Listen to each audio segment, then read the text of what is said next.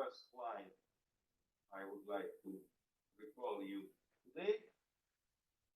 Can you see the screen? Can you see the slide? Okay. Yes, we can. And you also can listen me at a certain level, say. Okay, as you remember, first lecture, we have recalled something about the theory of elastic curve, which is known, or which is assumed to be known from the cursor of mechanics of materials. And I would like, first of all, to remember something about the application of the elastic curve to redundant structure.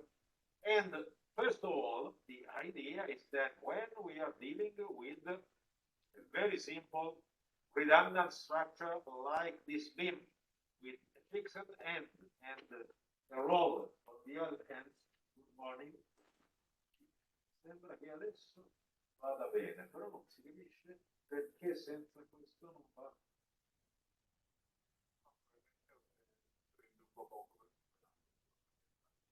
Ah, ok. Secondo me è meglio andare col microfono ambientale che non con questo. Però l'ambientale non si può alzare troppo.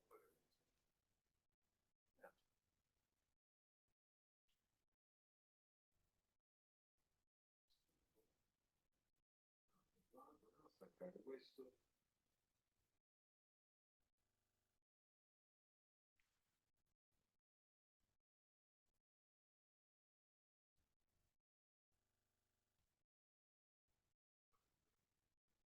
Can you hear me now? The same is the same. No, not good. Okay, let's see. What is not to... Non è neanche così tanto male. Now it's better or not? Because we are trying to increase the ambient volume. Better Per ora è uguale. What? No, non ancora. Non ancora? Ok.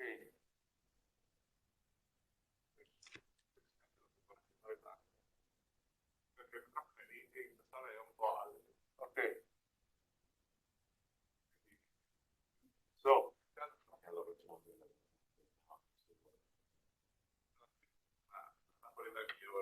sì, però la devo mettere qui. Okay, let's try to use the normal microphone instead of the one of the room. Okay, now I suppose that you can hear me. Okay. Yes. We can hear. L'orecchio sono nell'altra aula, così ci va. Più uno tre. No, scusi, più uno due. Più uno due, più uno due, spero. Dipende un po' dalla sensibilità dell'aula.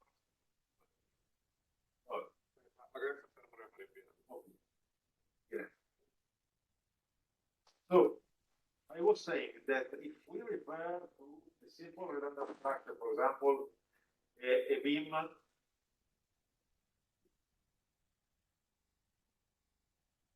with one fixed end and one roller on the other end. Of course, one of possible way of making this structure statically determinate, of course, is remove 1 degree of redundancy. This structure, of course, is just one time redundant by substituting the fixed end with an hinge. But of course, in order to have a structure which is statically equivalent to the original one, we have also to highlight a redundant bending moment, and let's call it capital X. So in the end, we have a structure which is subjected to a series of external loads. In this case, the external load is provided by a uniformly distributed load and a redundant structure. And of course, the effect terms of bending moment, in terms of shear, in terms of displacement, in terms of deformation, in terms of whatever you want. Or the external load and the redundant structure is exactly the same. Is exactly the same if the structure is linear, is elastically linear. Is exactly the same when I apply first the external load and afterwards, for example, the redundant external action. So this kind of equivalence is called superposition principle. It means that I have, for example, if I have two effects, when I'm considering both effects acting simultaneously, I will have exactly the same solution as in the case, firstly I consider the first action and then I consider the second action. This is the so-called superposition principle. Let us remember that the superposition principle is valid, it holds when the structure is made in a material which is elastically linear, and in addition we have that the deformed shape of our structure is very, very close to the undeformed shape of our structure. So the structure is linear for geometry, but also linear for material. So at this point, if the superposition principle holds, for example, I can obtain the bending moment due to the application of the external load and the bending moment due to the application of the redundant bending moment simply by applying firstly the external loads and afterwards the bending moment. So for example, if we assume that the positive convention for bending moment is that the fiber in tension are the upper fiber, okay? The bending moment associated to the external load Q is very simply, for example, if we assume that the beginning of our coordinate is here on our left hand side, then we can see that the bending moment is equal to Qx squared over 2, which is the effect of the uniformly distributed load at the distance x from the left hand side, minus QL over 2 times x, which is this reaction times the distance of the reaction of the with respect on the point we are cutting our structure. Okay, now if we say that corresponding to this left hand side cross section there is a unit bending moment applied, a unit redundant structure applied, then the M prime bending moment, assuming exactly the same positive convention, is 1 over L times X, which is the effect of this vertical applied reaction, minus 1, which is the effect of the applied bending moment. So, the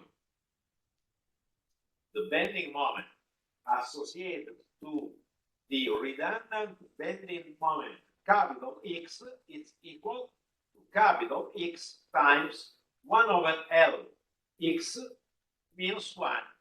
Capital X is the redundant bending moment. The bending moment we have highlighted here, which is equivalent to the fixed end we have removed, which is due to the fixed end we have removed, and while normal x is the distance from the left hand side of our beam. So the resulting bending moment is the bending moment M0, which is the one associated to the uniformly distributed loads. Okay? and the moment associated to capital X. So M capital X, which is function of X. Okay, the first bending moment is Q x squared over 2 minus QL over 2 times X. The second bending moment is capital X times 1 over L times X minus 1. Now, as usual in the theory of elastic curve, what we have to do, we have a second derivative here, the second derivative of the displacement V. Now we have to integrate the first time in order to obtain the first derivative, which means the rotation, and afterwards we have to integrate another time in order to obtain the vertical deflection. Since we are integrating simple polynomial, the operation of integration is very easy. So instead of Q x squared over 2, we will have Q x cubed over 6 minus QL over 4 times x squared plus capital X multiplied 1 over L times x squared over 2 minus x. In addition, we have to add at first constant of integration that might be denoted as C1. Okay? Afterwards, we have to integrate another time. Okay? And when we integrate another time, we will have capital E J V equal Q x elevated to 4 over 24 minus QL over 12 x cubed plus capital X times 1 over L x cubed over 6 minus x squared over 2 plus C1 times x plus a second constant of integration, and we can denote that constant of integration as C2. Now, we have to remember that what we have used in doing this analytical operation. Basically, we have used the local and the global equilibrium because we have used the natural expression of the bending moment, and we have evaluated the bending moment after having computed the external reaction. The external reaction associated with both the external load and the redundant force capital X. In addition, we have used the elastic curve equation. The elastic curve equation is capital E times J times the second derivative of the deflection equal to the bending moment. And this comes from the Saint-Venant theory, and it comes from the local deformability of the beam. So, just a moment. So, we have used also the condition of internal compatibility. Please, madam, ask the question. In the previous slide, okay.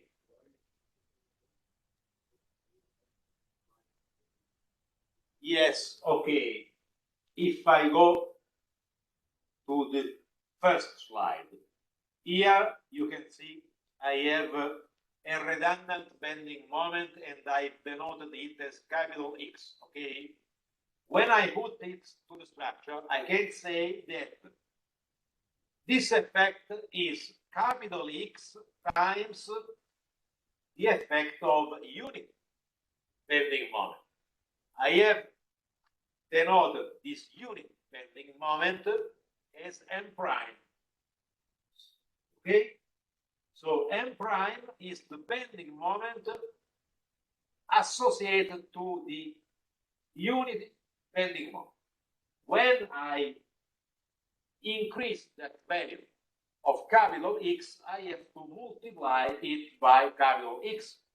But this is the standard actions that are performed when you are applying the elastic curve theory to a redundant structure. And also on past time, Dr. Ruppel has shown it to you. Okay? Have you remembered now? Okay. So, but I was saying that in order to better focusing what we are doing, when we are dealing with a structure, of course, we have a series of conditions that might be fulfilled. The first condition is related to the equilibrium. Our shaft structure must be in equilibrium. Otherwise, we cannot do any of our reasonings. Okay? We cannot develop any application for a structure which is not in equilibrium. We cannot design a building without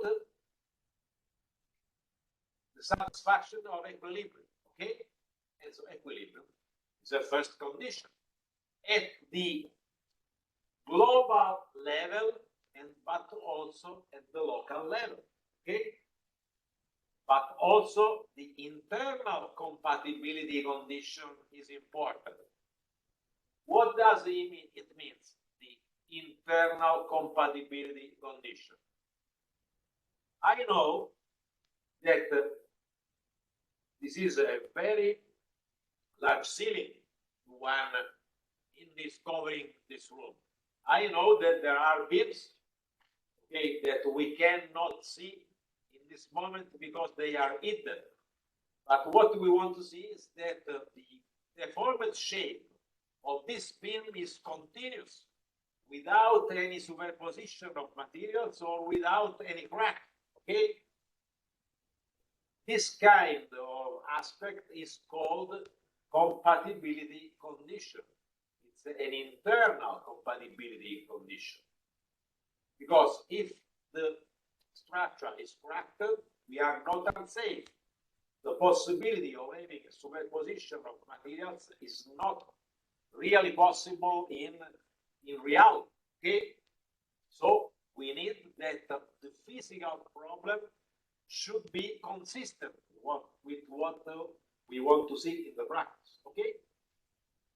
In addition, we are using capital X in this equation. And when we are using capital X, it means that my material is elastic and a linear material. Okay? Any other conditions I have to apply, in your opinion?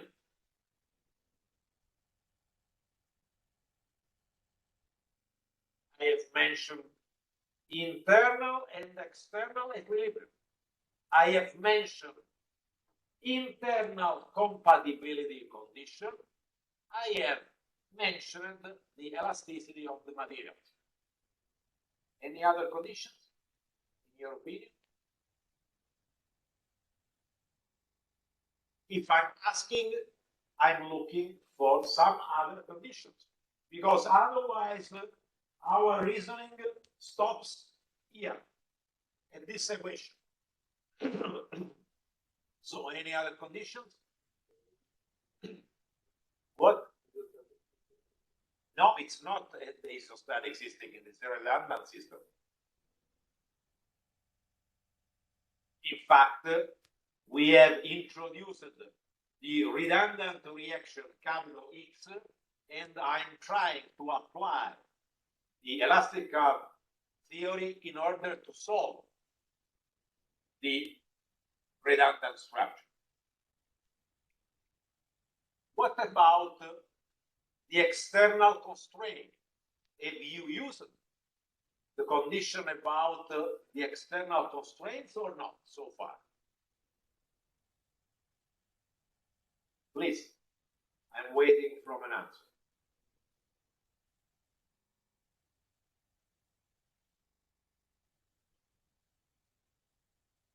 maybe we don't know the name in English. What? That maybe we don't know what you mean because it's in English. But Abbiamo utilizzato i vincoli?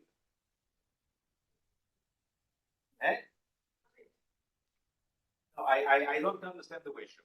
You want that I speak in Italian, I repeat the question in Italian, or whatever? no, because you were waiting for an answer and maybe we don't know the word in English, but never mind. Sorry. How do you call this one in English?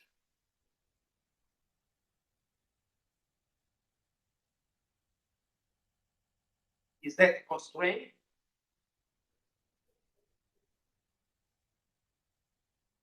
Do you call this fixed end or this roller a constraint in English?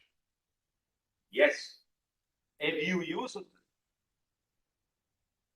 that constraint condition? No. In this equation, you haven't used it. You have just used the equilibrium and compatibility.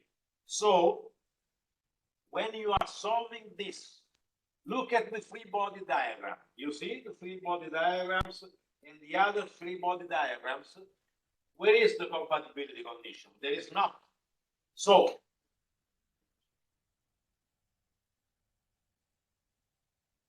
corresponding to this element, there is no vertical deflection. Where have you used this condition? Also corresponding to the other point, there is no vertical deflection. Where have you used in this equation that condition? You haven't. And there is another condition that you haven't used.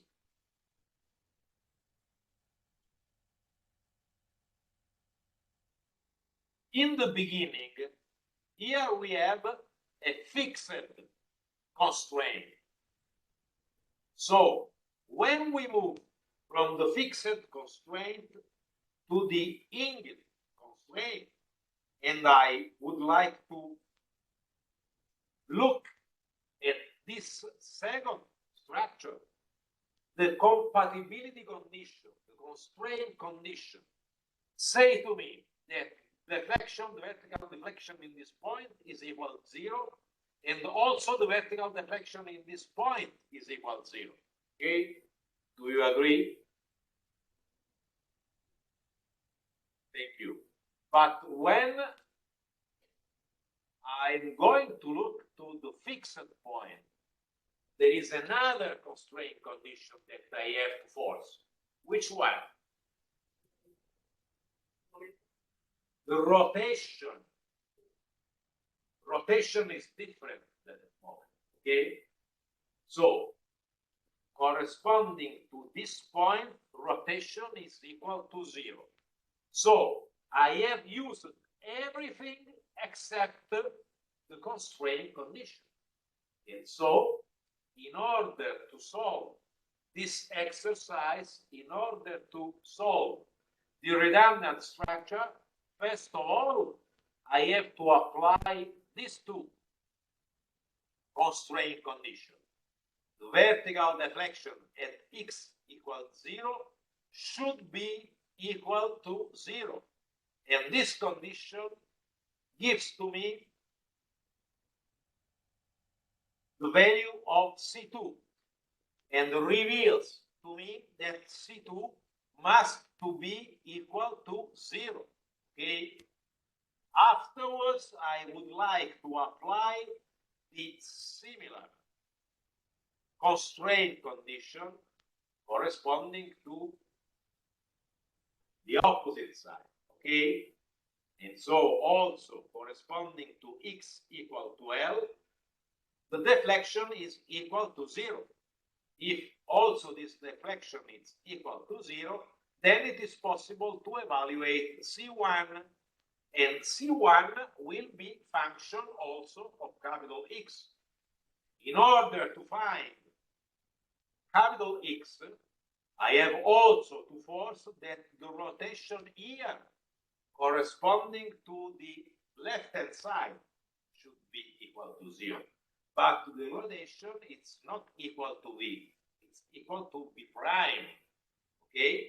And so I have to force that V prime corresponding to x equal to 0 should be equal to 0. And from this solution, I can obtain the value of capital X. Before recalling you the computation needed for doing this, I would like to make some other comments. So let's look to this structure. The structure on the upper part of the slide on our right hand side. Okay? For this structure, everything is known except the redundant action capital X, correct? Okay, so let's try this. Let's change capital X from minus infinite until plus infinite. Okay? I have a computer and I would like to use computer in order to do this very silly computation, but of course I will employ a lot of time in order to do this. But we have time, okay? And so we can do it. Of course, among the possible value of capital X, there is just one value of capital X corresponding to 0 rotation of this point. Okay? Do you agree? So, among these infinite value, I can find the right one by forcing the fact that the real value of capital X is the one for which the rotation is equal to 0. This is an interesting way of interpreting what I'm doing. Okay? So, once I have understood from also looking at it from several standpoints, what I have done, let's do it. Okay? And in order to do this, of course, we have said that first of all, we have to force the constraint condition on the left-hand side. So the vertical deflection at x equal to 0 should be equal to 0. And then we will have that C2 equal to 0. Afterwards, we can force the fact that the vertical deflection on the right-hand side, x equal L, should be equal to 0. By forcing this, we will have minus Q L elevated to 4 over 24 minus capital X times L cube over 3 plus C1 L equals 0. And so C1 might be expressed as Q L cube over 24 plus capital X times L over 3. Then, once I have evaluated the value of C1, I can rewrite the expression of the vertical deflection V and of the rotation V prime by including also the value of C1. And here is the value of C1, here is the value of C1. In order to apply the last condition, the condition transforming back the left-hand side structure into the original one in the right-hand side structure.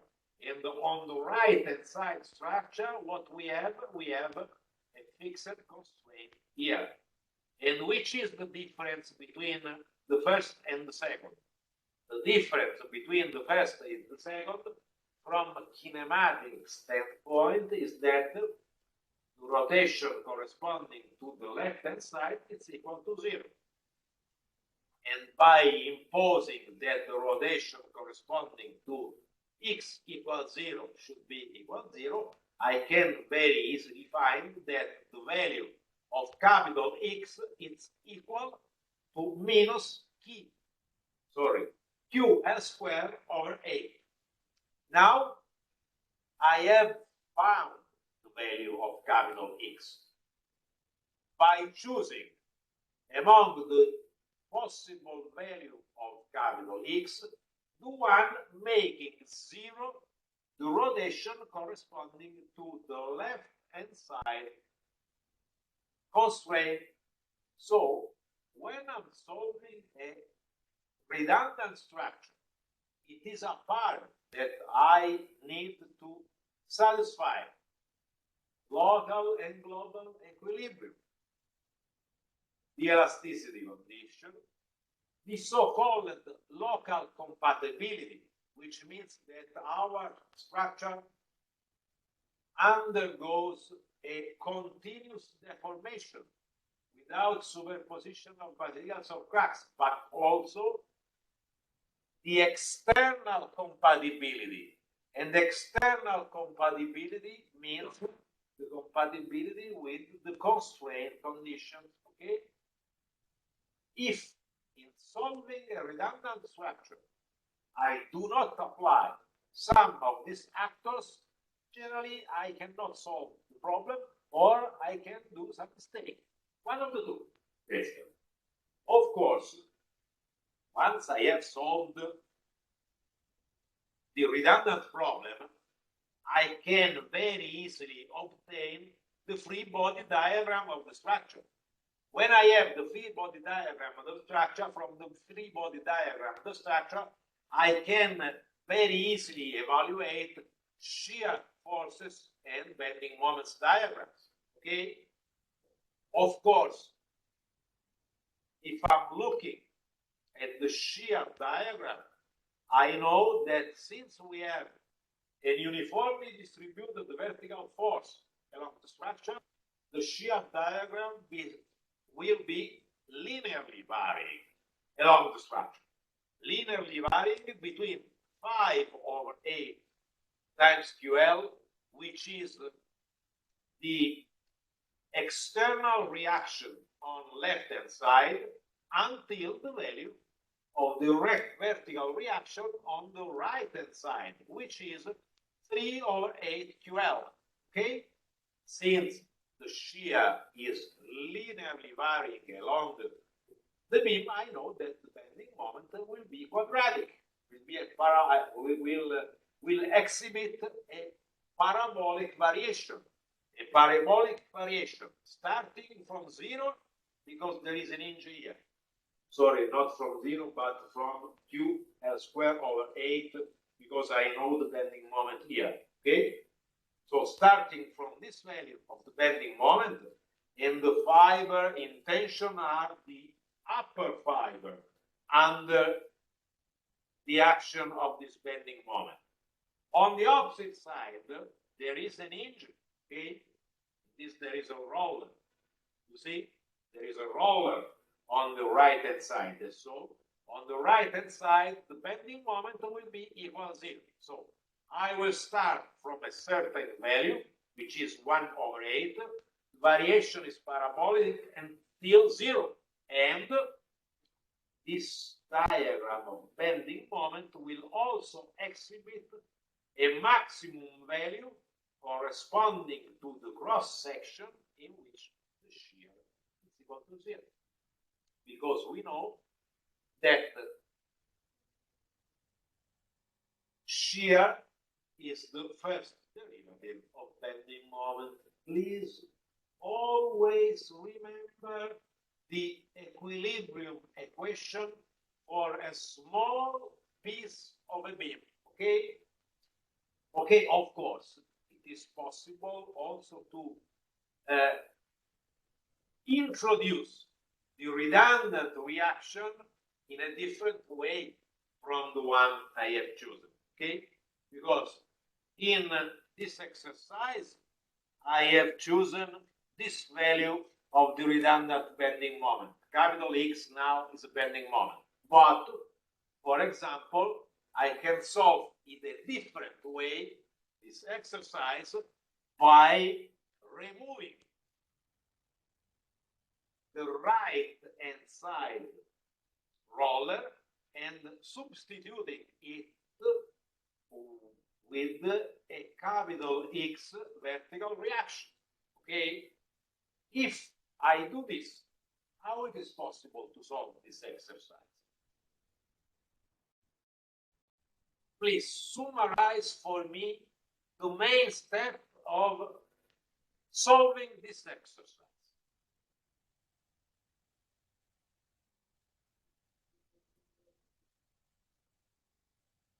Calculate the equilibrium with the capital X or load.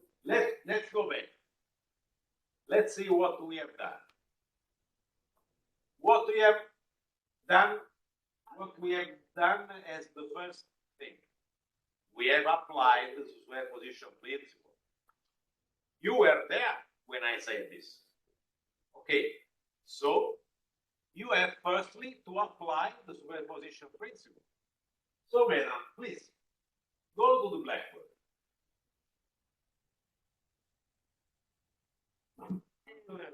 Please help us. If someone is going to the blackboard, they can see from home, I suppose. Yes.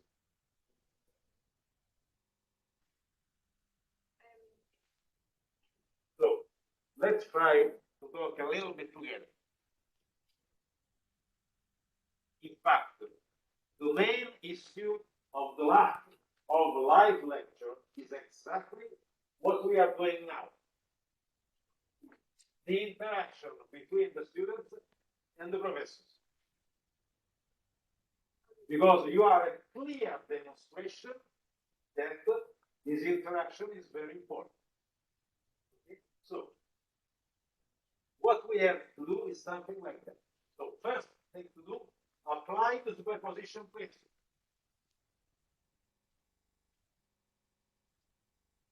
Perfect. Now, if you apply the superposition principle, look, only the external load plus X time the effect of the redundant action. Like, we don't know how to divide. No, wait. So,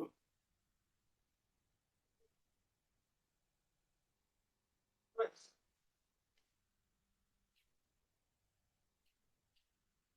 the external load. Oh, here is the external load. Okay. Plus X time, handle X time,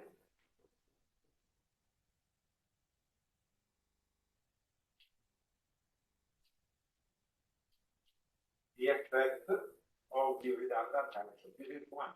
Okay. Afterwards, which is the next step? From this and from this, what we have to do.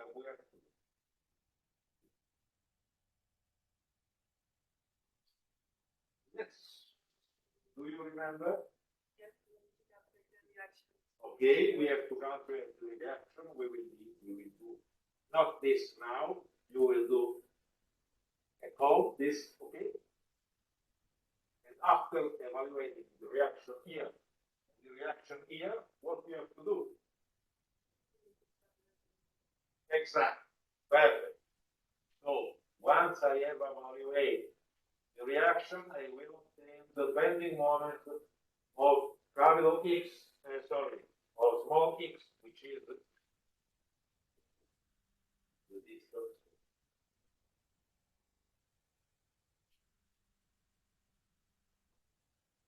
So M0 and let's call it M capital X,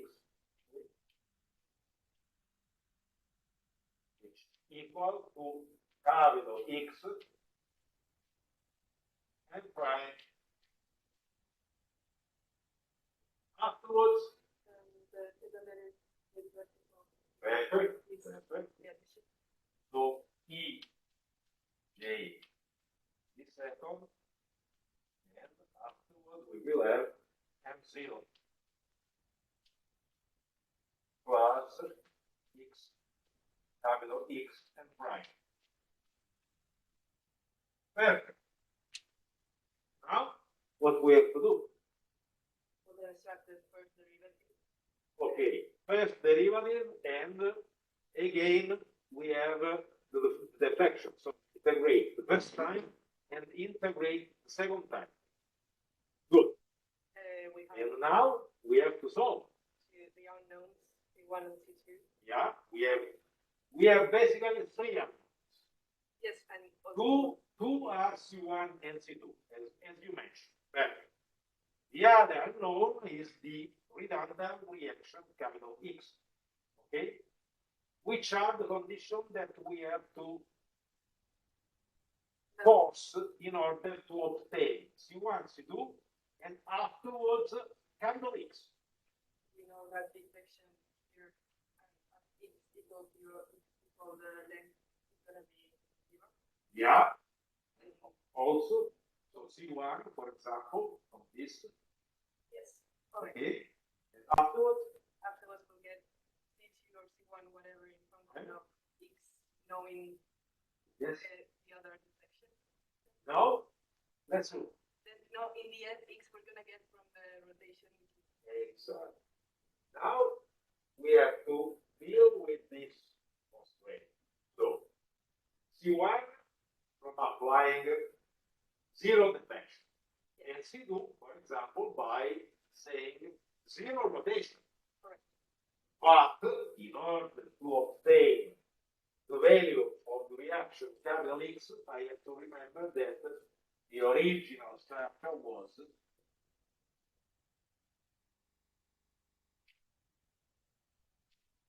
this one. And so, in order to obtain the value of capital X, I have to force that the vertical deflection there is equal to 0. So you see, the actors are exactly the same, but I have made them enter and play in a slightly different way. Okay?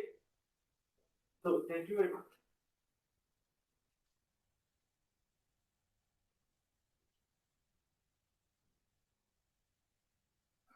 Okay.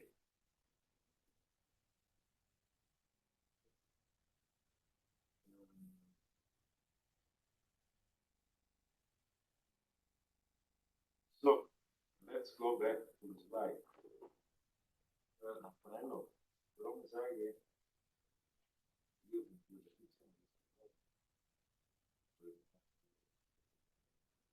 Okay, so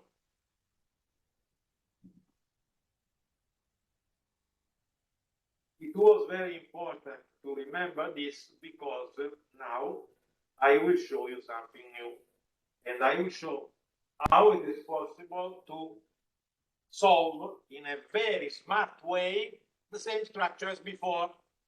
Okay, so let's try to do again what we have done before, and also what we have done with the collaboration of your colleague, that I would like to thanks again.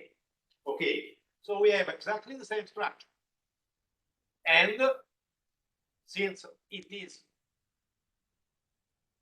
a one-time redundant structure, the first thing to do is, for example, to highlight the redundancy. Yeah, okay, please. Yes, thank you. Thank you very much. Sorry. Okay. Thank you to you. Okay, I was saying that the first thing to do is to choose the redundant action to be highlighted, to be introduced. And when we are dealing with beams, generally a very good choice is to choose bending moment. So I transform this fixed end in an hinge, but in order to obtain a statically equivalent structure, I need to highlight the value of the redundant bending moment. Let's call it capital X. Now, I would like to apply the superposition principle. but I would like to apply the superposition principle in a slightly different way as before, what I have done before. Look, we still have on the blackboard, okay? So, we have separated the effect of the external load and the effect of the redundant action. And we have evaluated the bending moment associated to the effect of the external loads and to the effect of the redundant reaction. But we have said that when the superposition principle holds, I can repeat exactly the same reasoning for everything. For example, for vertical deflection, and also for rotation. So, for example, let's look at the rotation corresponding to the cross section where the redundant bending moment, capital X, is applied. Okay. Okay. So, for example, let's call this rotation P10. Okay. For example, we can assume that the value of P10 is evaluated once by solving, for example, by using the elastic curve theory, the simply supported beam. Once I have evaluated it the first time, it's very well known forever. Okay? Afterwards, since I want to apply to this rotation the superposition principle, I would like to look at the rotation at the left-hand side associated to capital X time the unit bending moment applied here. Okay? And for example, I can denote this rotation as P11. Okay? Good. So, if we are looking at the rotation corresponding to this point, I can say that applying the superposition principle, I have a rotation P10 corresponding to the effect to the external load, plus a rotation of P11 corresponding to the unity capital bending moment, to the unity bending moment capital X. Okay? Of course, the resultant value of the rotation is obtained by summing up P10 plus capital X P11. And so we have that the resulting rotation is P10 plus capital X P11. Now, let's look at what we have done. As before, we have applied almost everything because when we evaluate the value of P10 for this beam, we have applied internal equilibrium, compatibility condition, internal compatibility condition, but also constraint compatibility with the constraint condition that are hinges on the left hand side and roller on the right hand side. Okay. In addition, you can see here there is the capital E constant. So I have applied also the elasticity. Similarly, when I have evaluated P11, I have applied compatibility conditions, equilibrium, and elasticity. Just one thing is missing, saying that in the real structure, we have a fixed end corresponding to the cross section in which capital X is acting. So again, the value of capital X is chosen by forcing that the rotation P10 plus capital X times phi11 is equal to 0. Of course, in this case, we are not doing computation because we have already done all the computation in terms of this rotation phi10 and this rotation phi11. So we can solve the equation very directly. Because phi10 is equal to QL cube over 24EJ plus capital X times L over 3J equal to 0. And so I will obtain the value of capital X. I know which is the value of capital X because it is exactly the same the one I have evaluated before. And so we have seen before that the value of capital X is minus QL squared over A. So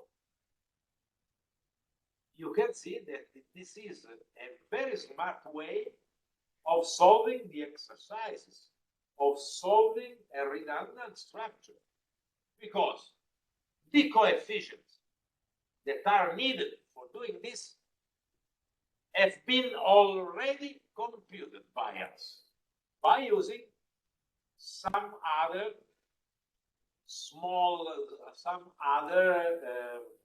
more complex theories.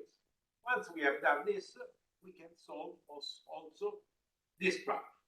This way of operating is called in the international literature as force method. And so here you can see a summary of the basic steps of the force method. First of all,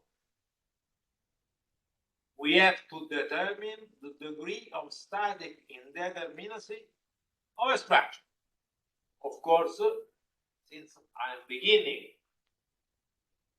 to introducing the method, I have begun from a very simple case in which the degree of static indeterminacy is 1, but we will move to larger number as soon as possible.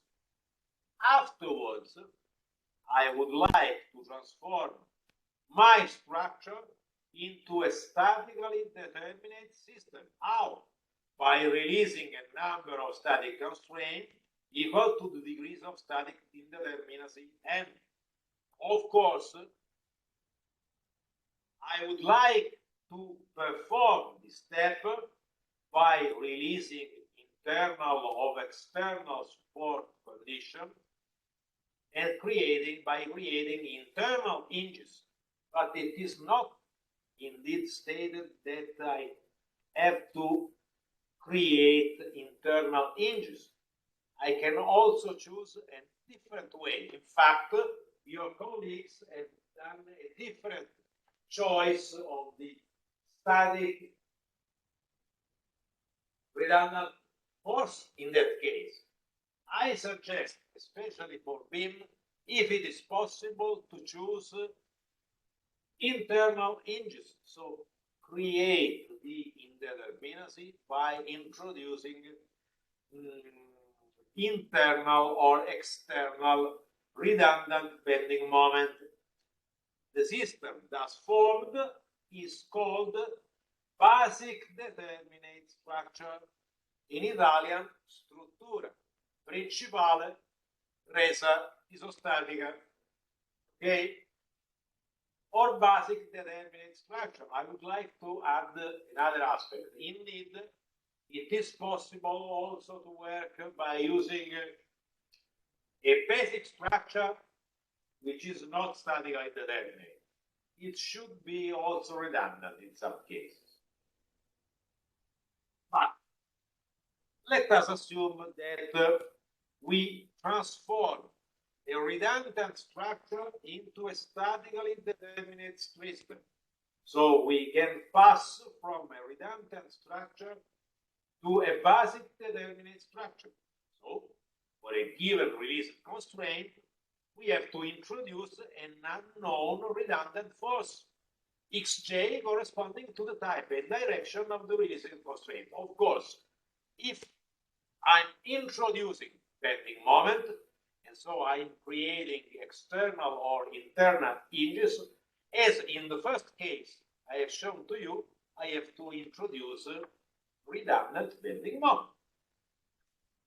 Afterwards, after having do this, I have to use the superposition principle. And so, generally, I will use the superposition principle in this way. So, in a way that is different from the one we have used in the application of the elastic curve. We use the superposition principle in terms of deflection and rotation. Okay? At this point, it is quite easy to solve for the redundant force by imposing the compatibility condition of the original structure. Because the compatibility condition of the original structures, the redundant structure, are the only conditions I have not used.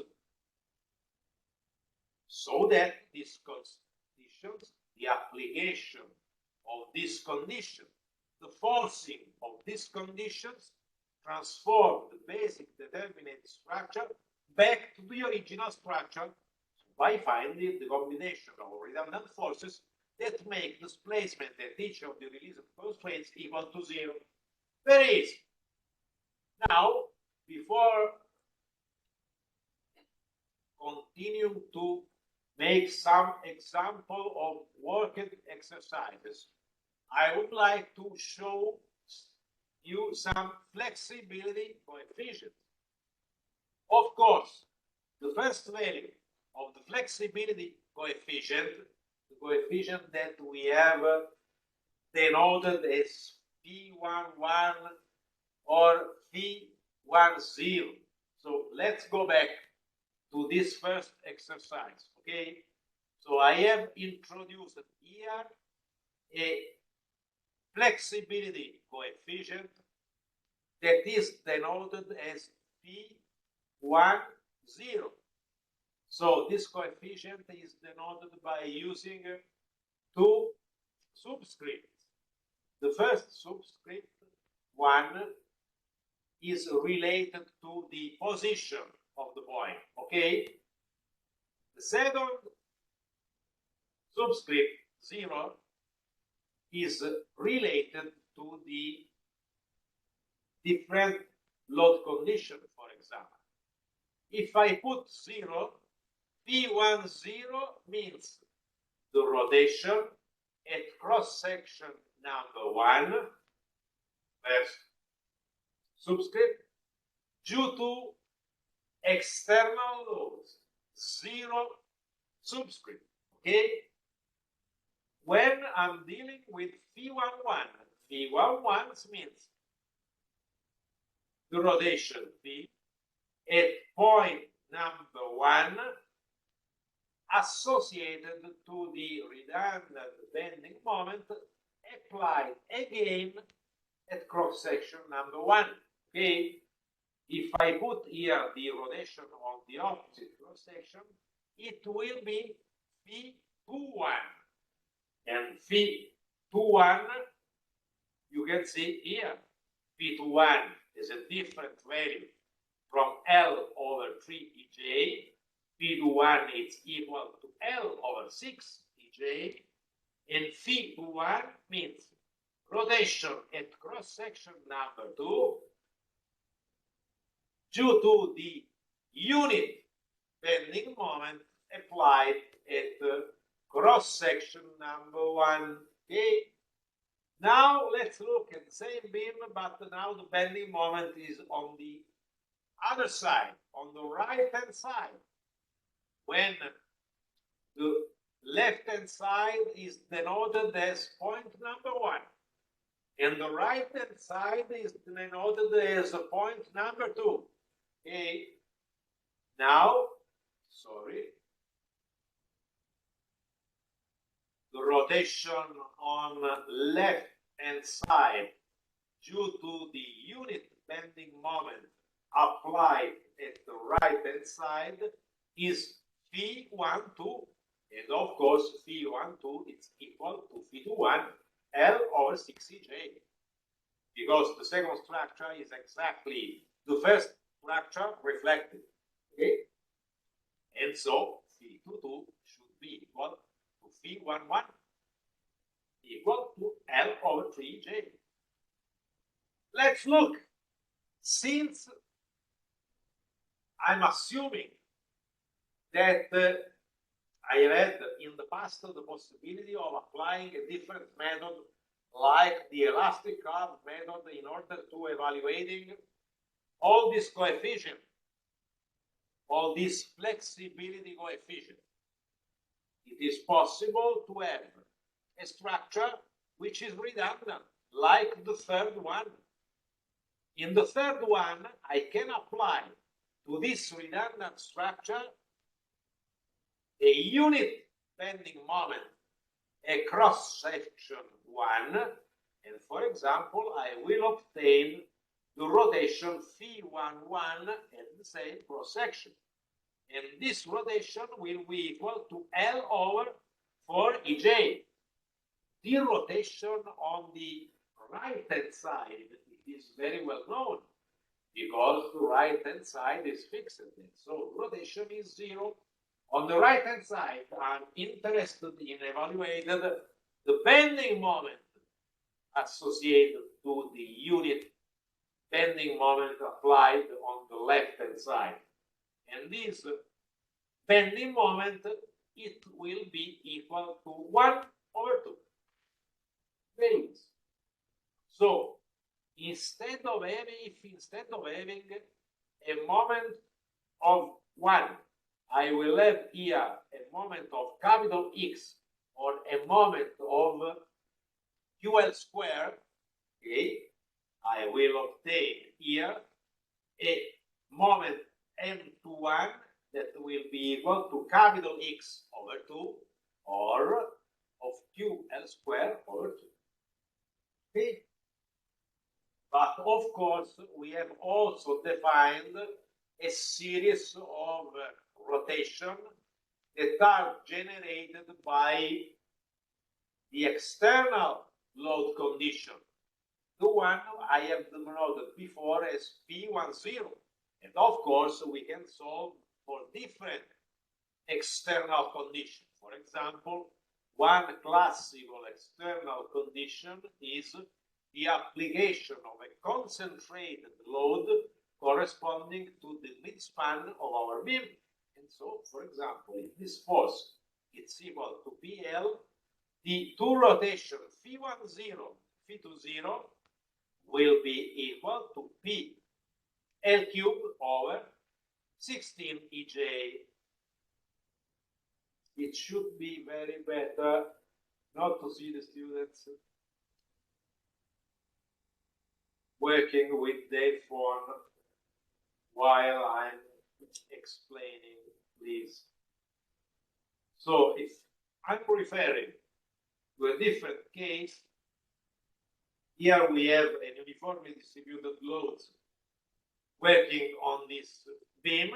So I know that the two rotations phi10 and phi20 are again equal to P L cubed over 24 EJ. This coefficient has been already given to you because here it is QL cubed over 24 times capital E times capital J. If I have a redundant structure like this, I can define the rotation phi10 again as PL cubed over 48 EJ, while M20, the bending moment on the other side, is PL square over 8, but we already know that that bending moment is PL square over 8. We have evaluated it already 2 times, 3 if we add what Dr. Ruccolo have done on past lecture. For example, if I move on this beam here with a bending moment here, applied in the middle cross section, again it is possible to evaluate phi10 and phi20. And of course, you can find a large number of this coefficient in your textbooks and in manuals. Now let's move to another example. Okay, now we have still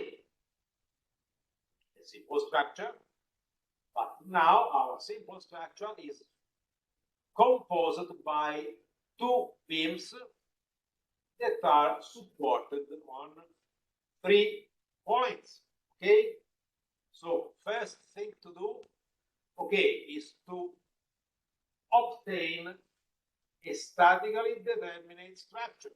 Okay, so to basic determinate structure by, for example, introducing an internal hinge corresponding to the mid cross section.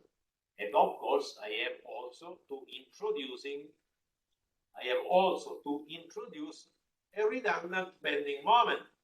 Since now I'm introducing an internal hinge, I have to introduce two equal and opposite internal reactions, capital X. Okay. Of course, this is not the only possibility that I have for making this structure statically determinate. But since I prefer to insert internal hinges and to highlight bending moment as redundant reactions, I prefer to do this. After having doing this, I have to apply the superposition principle. But before applying the superposition principle, since it's quite obvious that we have to introduce a larger number of flexibility coefficients phi10, phi20 than in the previous example, because now we have two beams, it is better to describe these two beams. Okay, the left-hand side beam is referred to as A beam. The right-hand side beam is referred to as B beam. But in addition, I have that beam number A starts at point number 1 and ends at point number 2. So it starts corresponding to cross section number 1 and ends corresponding to cross section number 2. On the other side, the beam number B starts at point 2 and ends at point 3. Now let's apply the superposition principle. Okay, what we have to do when applying the superposition principle? First of all, I apply on my structure only the external load, so only this uniformly distributed vertical load. And so the uniformly distributed vertical loads generate, for example, a relative rotation corresponding to cross section number 2. So if we are looking at the left-hand side of cross section number 2, we will have a rotation phi of beam A to 0, P to 0, corresponding to beam number A. If I'm interested at rotation here, point number 1, that rotation will be denoted as P10 beam A, but since I have written it, it's quite obvious that I'm mostly interested at cross-section number 2, because corresponding to that cross-section, I have highlighted and introduced the redundant bending moment X. Now let's look at the right-hand side, the rotation corresponding corresponding to the right hand side is phi to 0, again, beam number B this time. Now, if I'm going to apply the redundant bending moment capital X equal to U1, okay, I will have a rotation on the left hand side that will be denoted as phi to 2A, and another rotation on the right hand side that will be denoted as phi to 2B. Okay. Now, in order to solve this problem, I have to apply the compatibility condition. The compatibility condition transforming back the basic determinate structure into the original redundant one. And the compatibility condition is that, you see here, we have drawn relative rotation, but there is no the possibility of having relative rotation if there is a continuity of the deformed shape of the beam. So the left hand side and the right hand side will rotate of the same angle, meaning that there is no relative rotation. And if I want to force the condition that there is no relative rotation, I have to sum up phi to 0A to phi to 0B to X times if to 2A plus phi to 2B, and all this relative rotation should be placed equal to 0. So this is the right condition in order to evaluate among the infinite value of capital X the right one. And the right one is the one giving to us 0 rotation between the two cross sections in which the two bending moment capital X are applied. So again, phi to 0A plus phi to 0B plus capital X times phi to 2A plus phi to 2B equal to 0. Okay, so let us solve this equation. Very easy, because these two coefficients are equal, and they are equal to QL cube over 24EJ.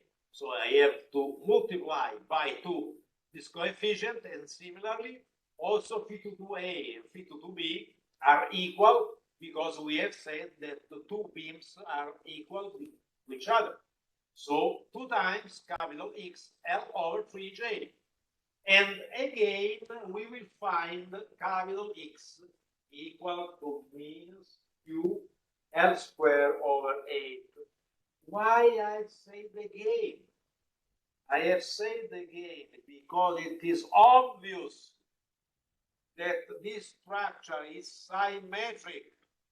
And since it is symmetric, it means that corresponding to the central bearing, I have no rotation. And so it is exactly equal to the two structures I have already solved before. And so the intermediate bending moment, the redundant reaction capital X, again it's equal to QL square over 8. And since it is equal to QL square over 8, now it is possible to draw the free body diagram. From this free body diagram, I can obtain this vertical reaction, and then I can obtain the vertical reaction on the other side. I know that they are equal one to each other because we have said that the structure is symmetric, and vertical equilibrium gives to us the value of the intermediate reaction in the intermediate support. Afterwards, once I have the free body diagram of this structure, I can very easily obtain the diagrams of shear and bending moment. And this diagram of shear and bending moment are exactly equal to the one that I have evaluated before. So let's move to another exercise. But before moving to another exercise, there is an interesting aspect to be commented once more. I have said that generally, if it is possible, I prefer to choose bending moment as a redundant action. So I can prefer, generally I prefer to introduce internal or external hinges in order to have the possibility of introducing bending moment as redundant reaction. But it is possible also to work in a different way, as we have done for that exercise on the blackboard. And so, for example, it is possible to make the structure equivalent to a statically determinate structure by removing the intermediate support and introducing a vertical reaction. In this case, by applying the superposition principle, of course, the compatibility condition is eta 10, which means the effect of the external loads in terms of this vertical deflection, plus x time the action eta 11, which is the deflection associated to this unit force. And I have, of course, to ensure this compatibility equation. So eta 10 plus capital X and eta 11. Of course, you can easily understand that in the case it is possible for us introducing just internal or external hinges. My structure is composed by pieces that are the same, that are basically a simply supported beam between two hinges. Of course, if I choose in a different way the redundant action, there is the possibility that now my structure is composed by different parts. So let's add again a reaction, okay? And again, now I have a structure with 3 beams, so the degree of redundancy is 2, and it is possible to obtain basic determinate structure by introducing an hinge corresponding to this point number 1 and introducing another hinge to this point number 2. Okay, so the 3 beams are denoted as beam number A, beam number B, the central one, and beam number C, the right hand side one. I have just to put a number corresponding to the 2 cross sections of the intermediate support, cross section number 1 and cross section number 2. Now, of course, in order to apply the superposition principle, I need one more step because the number of redundancy is 2. So external load plus x1 bending moment number 1 equal to unit plus x2 bending moment number 2 make equal to unit. And so if we are looking at the central beam undergoing only the external load, P10B rotation on the left hand side and P20B the rotation on the right hand side, point 1 and point 2. If we look at point 2 and let us apply at the opposite cross-section point 2 a unit bending moment. Now we will have a rotation on the left-hand side equal to phi11 A on the left-hand side and phi11 B on the right-hand side, but also, of course, a rotation here at point number 2. And this rotation at point number 2 is denoted as phi21 B, beam B, okay? Afterwards, I have to apply again the superposition principle by introducing the redundant action x2 equal to 1 here in cross-section number 2. And then, in corresponding to that cross-section, I will have rotation phi22 beam B and phi22 beam C. But of course, I will have also a rotation at point number 1. So a rotation phi12 beam number B. Now, once having done this, I have to move back from the basic structure to the original one by saying that there is no any possibility of relative rotation between at corresponding at cross-section number 2, number 1. And similarly, there is no possibility of relative rotation corresponding to cross-section number 2. Meaning that all the rotation I can see in cross-section number 2 should be summed up and posed equal to 0, and the same I have to do for the other cross-section number 2. So, for cross-section number 1, I have phi10b, here we are, plus x1, phi1011a plus phi11b. So, phi11a plus phi11b times x1. And in addition, I also put the value of phi12b, this rotation here.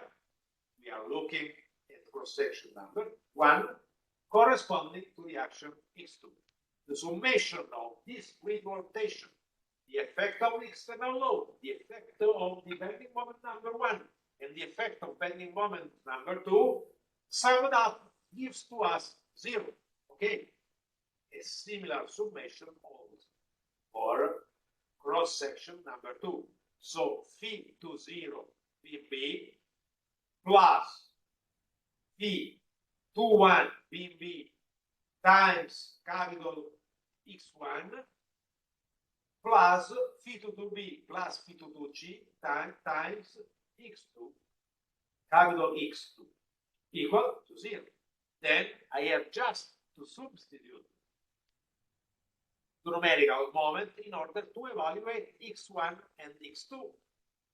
But before doing this, my question is, are we capable of saying something about capital X1 and capital X2? Of course, I cannot say which is their value, but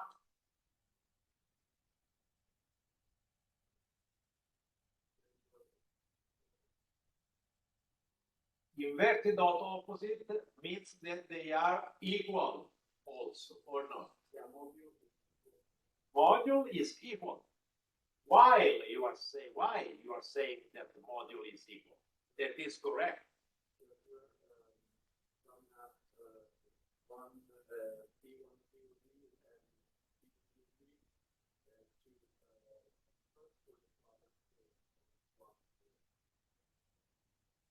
Let's look at this. What you can see here. A symmetric structure. And if you see a symmetric structure, it means that x1 and x2 should be equal.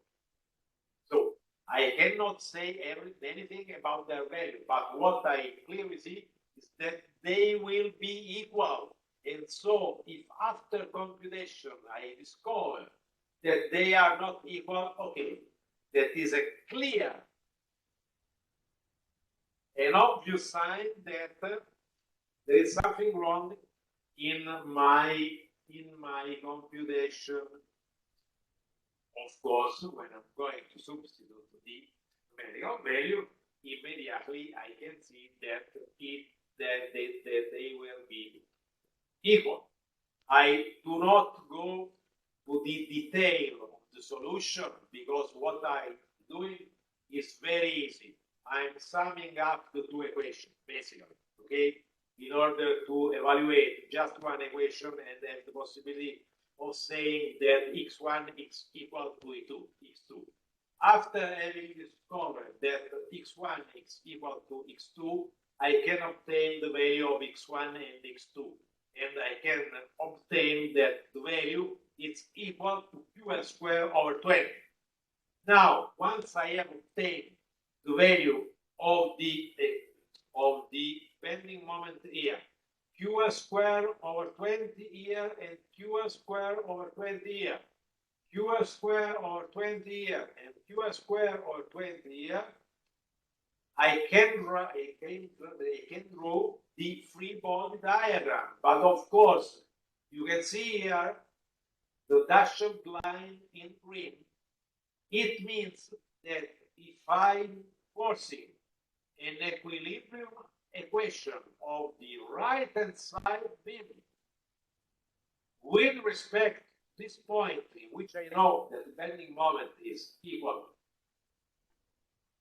to QL squared over 20, immediately I can obtain the value of the reaction here, that it is equal to 1 over 20 QL, and this is downward, because if it is downward, it can equilibrate the effect of this bending moment here, which tends to make a rotation in anti-clockwise way, okay, while this force downwards generates, corresponding to this cross section, a clockwise bending moment, right? Of course, I can do exactly the same kind of computation on the left-hand side, and of course I will obtain the value of the reaction, which is equal to 1 over 20. Well, okay? At this point, it is also possible by making another partial equilibrium, obtain, for example, this value of the vertical reaction.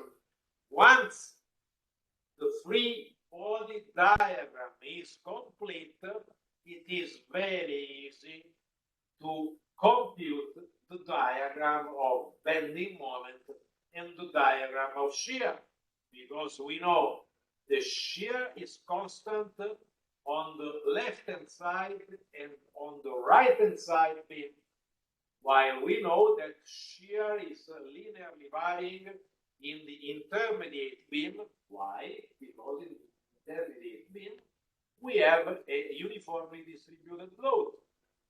Since bending moment, since shear is constant on the left-hand side and on the right-hand side, the bending moment diagram will be linear in the left-hand side beam and in the right-hand side beam. And of course, since shear is linear with the null value corresponding to the midspan, I can easily say that the bending moment will be quadratic corresponding to the intermediate span, with a maximum value of the bending moment corresponding to the midspan where the shear is equal to 0. So example number 4 will be explained by my colleague Dr. Ruckel. Maybe, if you like, Dr. Ruckel might begin its part of the lecture also saying something on this diagram of bending moment. Okay, but before interrupting the recording and also interrupting the sharing, I would like to ask firstly to the persons that are in presence in the room if there are any comments or questions. So, comments, questions?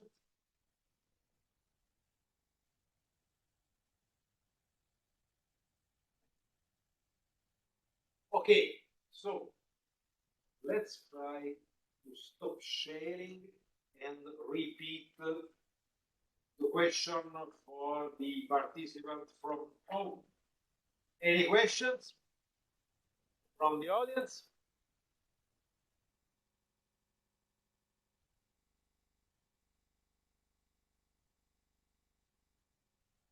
Okay, so it seems that there are no questions from the audience. Of course, you know that the next homework will be on elastic curve and force method. So if there are no question on such methods, it means that you will have an exceptional homework, exceptional results on the next homework. So let's stop the record.